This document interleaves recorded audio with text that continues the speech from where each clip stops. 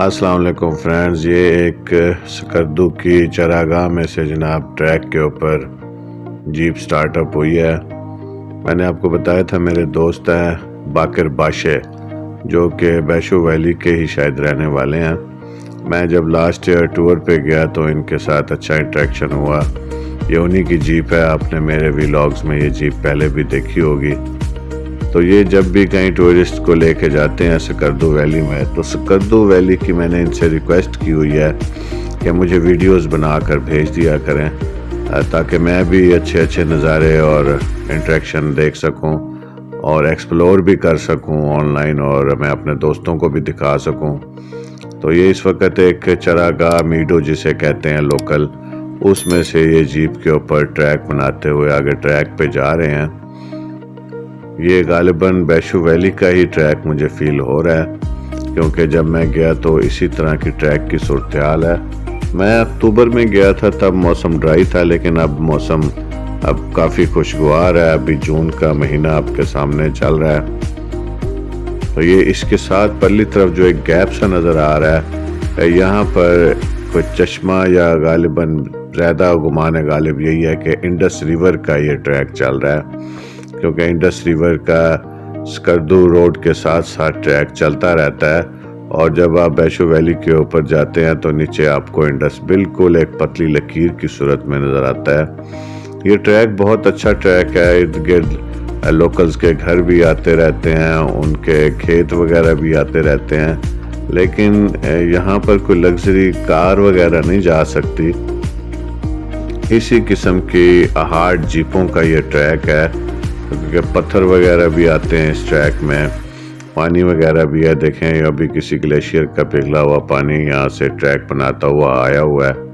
تو یہ چھوٹے چھوٹے چشمے اپنا راستہ بدلتے رہتے ہیں، لیکن موسم بہت سہانا محسوس ہو رہا ہے۔ کہیں پہ لوکلز کے جانور بھی، جس کو یہ یاک بولتے ہیں، وہ بھی نظر آ جاتے ہیں۔ سیب کے درخت بھی اس ٹریک کے اوپر بکثرت ملتے ہیں۔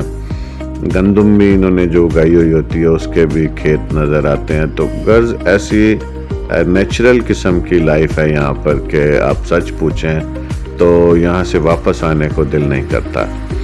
جتنی بھی سکردو کی اٹریکشنز ہیں اور ان میں دیوسائی سر فہرست ہے، وہاں پر جا کے تو بس اتنا سکون محسوس ہوتا ہے کہ آدمی چاہتا ہے کہ بس وہیں پر ہی اپنی تمام لائف بتا لے۔ اتنے آپ نیچر کے قریب ہوتے ہیں اور اتنے خوبصورت یہ سب علاقے ہیں کہ بندہ کھو جاتا ہے۔ ہنزا ویلی بھی میں نے ایکسپلور کیا اپ ٹو چائنا بارڈر، اور یہ بھی ٹریکس میں نے دیکھے ہیں سکردو کے۔ تو میرا ذاتی خیال یہ ہے کہ سکردو ویلی مچ مور بیوٹیفل دین اینی ادر پلیس۔ بہرحال ہر ایک کی اپنی اپنی چوائس ہے۔ یہاں پر لوگ بھی بڑے اچھے ہیں، کوئی کسی قسم کے یہاں پہ کوئی پرابلم نہیں پیش آتی۔ البتہ ہمارے جو دوست جاتے ہیں ان کی وجہ سے تھوڑی بہت لوکلز کو پریشانی کا سامنا کرنا پڑتا ہے کبھی کبھار، لیکن یہ سب کچھ ٹورزم کا حصہ ہے۔